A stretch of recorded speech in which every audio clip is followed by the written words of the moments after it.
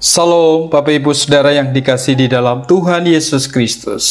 Kembali lagi kita bersama-sama akan beribadah secara online. Kiranya kita semua dalam keadaan baik, bersukacita, dan senantiasa diberkati Tuhan. Itu harapan kami semuanya dan kita semuanya. Bapak Ibu Saudara, mari kita tetap semangat memiliki sukacita di dalam mengikuti ibadah walaupun secara online. Karena itu adalah sikap hati kita, sikap hidup kita yang senantiasa benar-benar menyenangkan hati Tuhan. Sebelum kita memuji dan mendengarkan firman Tuhan, mari kita tundukkan kepala dan kita berdoa. Tuhan Yesus, kami saat ini berdoa dan memohon kasih karunia-Mu untuk hadir di tengah-tengah kami. Saat ini kami hendak memulai ibadah kami secara online. Kami akan memuji dan memuliakan nama-Mu melalui pujian dan hidup kami. Kiranya Engkau senantiasa memberikan penyertaan dalam ibadah kami, sehingga hati kami hanya tertuju padamu, bahwa kami mengerti firman-Mu, dan biarkan hati kami terbuka menerima perintah-Mu. Terima kasih Tuhan, kami akan memulai ibadah. Di dalam nama-Mu kami berdoa. Amin. Bapak Ibu Saudara yang dikasihi dalam Tuhan, mari kita naikkan satu pujian yang mengatakan, Kau telah ubahkan cara hidupku, bahwa semua yang kumiliki, kupersembahkan hanya kepadamu. Sungguh besar anugerah-Mu bertata di hidupku. Kasih setia-Mu Bapa memulihkan hati yang luka. Hanya Engkau yang mengerti semua beban yang terjadi. Mari kita nyanyikan pujian ini dengan sungguh-sungguh. Semua yang ku miliki, ku persembahkan kepadamu. Sungguh besar anugerah-Mu bertata di hidupku. Kasih setia-Mu Bapa memulihkan hati yang luka. Hanya Engkau yang mengerti semua beban yang terjadi. Kau telah ubahkan cara hidupku oleh kuasa darah-Mu yang kudus. Ku dipulihkan, ku diberkati. Kasih-Mu sungguh nyata di dalamku.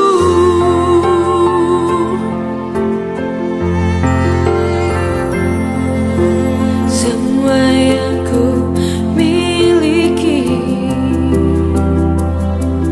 ku persembahkan kepadamu. Sungguh besar anugerah-Mu bertata di hidupku. Kasih setia-Mu Bapa memulihkan hati yang luka. Hanya Engkau yang mengerti semua beban yang terjadi. Kau telah ubahkan cara hidupku oleh kuasa darah-Mu yang kudus. Ku dipulihkan, ku diberkati. Kasih-Mu sungguh nyata di dalamku.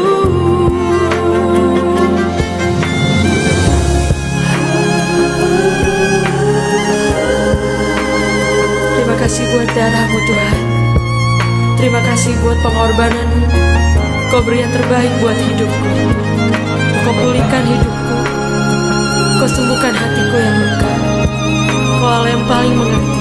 Kau Bapa yang paling baik. Kau telah ubahkan cara hidupku oleh kuasa darah-Mu yang kudus. Ku dipulihkan, ku diberkati. Kasih-Mu sungguh nyata di dalamku. Kau telah ubahkan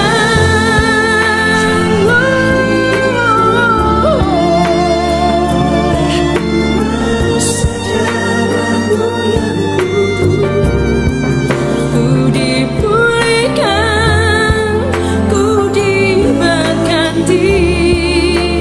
Kasih-Mu sungguh nyata di dalamku. Kasih-Mu sungguh nyata di dalamku. Kasih-Mu sungguh nyata di dalamku.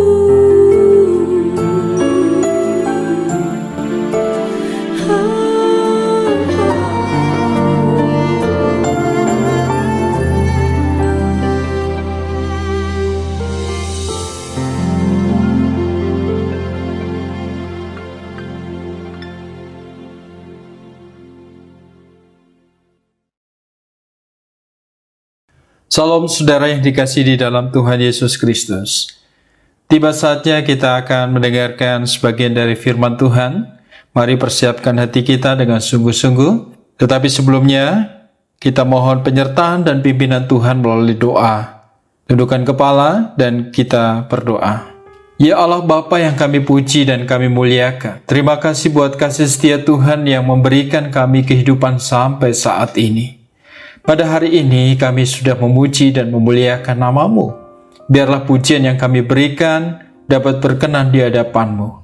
Biarlah hati kami selalu rindu untuk bersekutu dengan Engkau dan menjadi terang buat banyak orang. Sebentar kami akan mendengarkan firman-Mu. Biarlah firman yang akan kami dengar dapat tertanam di setiap hati kami. Berikan ketenangan setiap kami Tuhan, supaya kami dapat mendengarkan firman-Mu dengan sungguh-sungguh.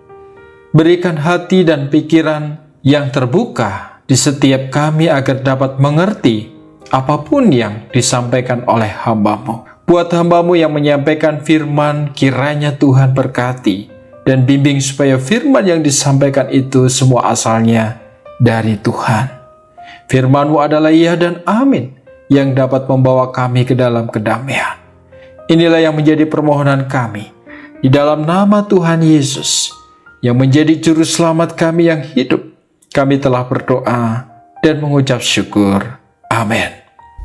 Bapak Ibu Saudara yang kasih dalam Tuhan, mari buka Alkitab kita yang terdapat di dalam Lukas pasal 13 ayat yang pertama sampai ayat yang ke-9.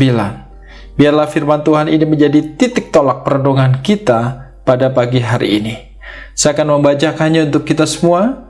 Pada waktu itu, datanglah kepada Yesus beberapa orang membawa kabar tentang orang-orang Galilea yang darahnya dicampurkan Pilatus dengan darah korban yang mereka persembahkan. Yesus menjawab mereka, "Sangkamu orang-orang Galilea ini lebih besar dosanya daripada dosa semua orang Galilea yang lain, karena mereka mengalami nasib itu? Tidak, kataku kepadamu. Tetapi jikalau kamu tidak bertobat, kamu semua akan binasa atas cara demikian. Atau sangkamu ke-18 orang yang mati ditimpa menara dekat Siloam lebih besar kesalahannya daripada kesalahan semua orang lain yang diam di Yerusalem? Tidak, kataku kepadamu. Tetapi jikalau kamu tidak bertobat, kamu semua akan binasa atas cara demikian." Lalu Yesus mengatakan perumpamaan ini. Seorang mempunyai pohon ara yang tumbuh di kebun anggurnya, dan ia datang untuk mencari buah pada pohon itu, tetapi ia tidak menemukannya. Lalu ia berkata kepada pengurus kebun anggur itu, Sudah 3 tahun aku datang mencari buah pada pohon ara ini, dan aku tidak menemukannya. Tebanglah pohon ini. Untuk apa ia hidup di tanah ini dengan percuma? Jawab orang itu, Tuan, biarkanlah dia tumbuh tahun ini lagi. Aku akan mencangkul tanah sekelilingnya dan memberi pupuk kepadanya. Mungkin tahun depan ia berbuah. Jika tidak, tebanglah dia. Saudara, izinkan saya untuk bertanya kepada kita semuanya. Ketika ada 2 orang, yang satu telah melakukan pembunuhan kejam dan yang satu telah mencuri mangga tetangganya. Kira-kira, menurut Bapak Ibu Saudara semuanya, siapakah yang dosanya paling besar? Tentu Bapak Ibu pasti punya pilihan jawabannya, ya. Saudara, berbicara mengenai dosa, sebenarnya kita tidak pernah mengenal dosa besar dan dosa kecil. Yang namanya dosa ya tetap saja dosa. Jika memang demikian, coba kita ingat-ingat lagi. Mulai dari pagi bangun tidur hingga sekarang berada di tempat ini atau di manapun Bapak Ibu Saudara, kita sudah berbuat dosa atau belum? Apa saja ya? Cukup dijawab dalam hati saja. Ya, kalau kita mau jujur, sebenarnya kehidupan kita sehari-hari tidak pernah luput dari dosa. Baik yang kita lakukan dengan sengaja atau tidak. Baik kepada sesama maupun kepada Tuhan sendiri. Saudara-saudara yang terkasih di dalam Tuhan Yesus, berkaitan dengan dosa, kita tahu bahwa setiap orang telah berbuat dosa, kecuali siapa? Tuhan Yesus. Jika memang demikian, maka kita tidak perlu memandang orang lain memiliki dosa yang lebih besar dari kita. Seperti halnya yang dilakukan oleh beberapa orang yang membawa kabar mengenai orang-orang Galilea, yang darahnya dicampurkan Pilatus dengan darah korban yang mereka persembahkan, ataupun 18 orang yang mati ditimpa menara di dekat Siloam. Melalui pernyataan mereka kepada Tuhan Yesus sebenarnya ada maksud terselubung. Kenapa? Bahwa mereka ingin mengetahui jawaban Tuhan Yesus berkaitan dengan kadar keberdosaan orang-orang yang mengalami malapetaka tersebut. Wow, ternyata mereka hanya menguji Yesus supaya bisa memberikan jawaban itu. Saudara, mereka berpikir bahwa orang-orang yang mendapat malapetaka itu sudah menerima siksanya karena dosa-dosa mereka. Ini anggapan mereka. Tuhan Yesus telah mengingatkan mereka dengan keras dan tegas bahwa setiap orang harus bertobat. Dalam perikop ini, Tuhan Yesus sudah berkata mengenai pertobatan sebanyak 2 kali di dalam ayat yang ketiga dan ayat yang kelima. Yang demikian dikatakan, tetapi jikalau kamu tidak bertobat, kamu semua akan binasa atas cara demikian. Tuhan Yesus tidak terjebak dalam pemikiran mereka mengenai kadar dosa. Setiap orang pasti berbuat dosa. Sehingga Tuhan Yesus langsung mengingatkan untuk bertobat. Bagaimana jika kita tidak bertobat? Rasul Paulus telah memberikan contoh melalui kehidupan bangsa Israel yang telah mengalami kasih karunia Allah dalam peristiwa keluaran. Mereka telah dibebaskan dari perbudakan, dibaptis, dan dipelihara di padang gurun, mengalami persekutuan yang erat dengan Kristus. Meskipun demikian, sebagian besar dari mereka telah gagal untuk menaati perintah Allah, sehingga mereka dibinasakan olehnya di padang gurun. Hukuman Allah yang dahsyat atas orang Israel yang tidak taat menjadi contoh dan peringatan bagi mereka yang berada di bawah perjanjian yang baru agar jangan menginginkan hal-hal yang jahat. Oleh karena itu, saudara yang dikasihi di dalam Tuhan, pertobatan menjadi satu-satunya jalan untuk kembali kepada kemuliaan Allah. Saudara yang dikasihi dalam Tuhan, sebenarnya minimal 1 kali dalam seminggu pada saat kebaktian minggu atau saat ini kita sedang ibadah secara online, kita juga telah diberikan kesempatan untuk mengakui segala dosa kita dan bertobat di hadapan Tuhan. Namun, yang menjadi pertanyaan kini adalah, apakah pertobatan yang kita lakukan benar-benar tulus dari dalam hati kita? Pertobatan itu tidak hanya sekedar ucapan bibir, tetapi harus tulus keluar dari dalam hati kita.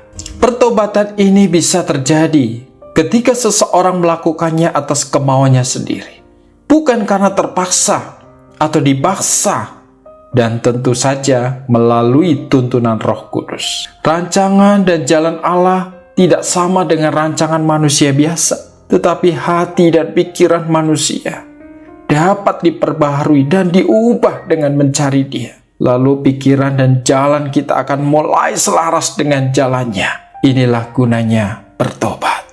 Puji Tuhan. Ada satu tanda yang dapat kita gunakan untuk mengetahui apakah pertobatan yang dilakukan itu sungguh-sungguh atau tidak, yaitu melalui buah yang dihasilkan. Saudara, Tuhan Yesus memberikan perumpamaan mengenai pohon ara yang tidak berbuah. Pohon ara yang tumbuh selama 3 tahun ternyata tidak menghasilkan apa-apa. Permintaan untuk menebang pohon tersebut menunjukkan batas kesabaran si pemilik kebun yang telah menanti selama 3 tahun. Meskipun demikian, penggarap kebun masih meminta waktu selama 1 tahun supaya ia bisa merawat, mencangkul, dan memberi pupuk terhadap pohon ara tersebut. Siapa tahu pohon ara tersebut bisa menghasilkan buah. Benarlah, pohon ara tersebut masih diberikan waktu selama 1 tahun. Begitu juga dengan kita yang bertobat masih diberikan kesempatan untuk menghasilkan buah, sehingga masih ada pengharapan bagi kita. Saudara-saudara yang terkasih di dalam Tuhan Yesus Kristus, bagaimana? Apakah pertobatan yang selama ini kita lakukan sungguh-sungguh di hadapan Tuhan? Tulus keluar dari dalam hati kita? Apakah kita sudah menghasilkan buah yang baik, besar, dan tidak dimakan ulat dari pertobatan kita? Mari, mumpung kita masih diberikan kesempatan, kita melakukan perintah Tuhan. Kita bertobat di hadapan Tuhan. Mari Bapak Ibu Saudara yang dikasih dalam Tuhan, kita merenungkan firman Tuhan ini. Bertobatlah. Barangkali kita hari-hari ini kita masih membenci banyak orang. Kita masih memiliki hati yang begitu jahat kepada orang lain. Barangkali di dalam kehidupan kita masih menjadi batu sandungan bagi banyak orang. Mari saya mengajak kita semuanya, mumpung kita masih diberikan kesempatan oleh Tuhan, dan mumpung kita masih diberikan kesempatan juga untuk hidup, memperbarui kehidupan kita di hadapan Tuhan, supaya kita bisa menjadi berkat dan supaya kita menghasilkan buah pertobatan yang berkenan dan memuliakan nama Tuhan. Amin. Kiranya firman Tuhan hari ini memberkati kita semuanya, dan selamat menjadi orang yang telah bertobat dan menghasilkan buah pertobatan yang baik di hadapan Tuhan. Tundukkan kepala dan kita berdoa. Bapa di sorga, kami bersyukur atas penyertaan-Mu Tuhan. Sepanjang pembahasan firman tadi, kami mohon hidupkanlah firman-Mu dalam hati kami. Biarkanlah bertumbuh dan berguna bagi diri kami. Kami mohon hidupkanlah firman-Mu dalam hati kami. Biarkanlah bertumbuh dan berguna bagi diri kami sendiri dan sesama.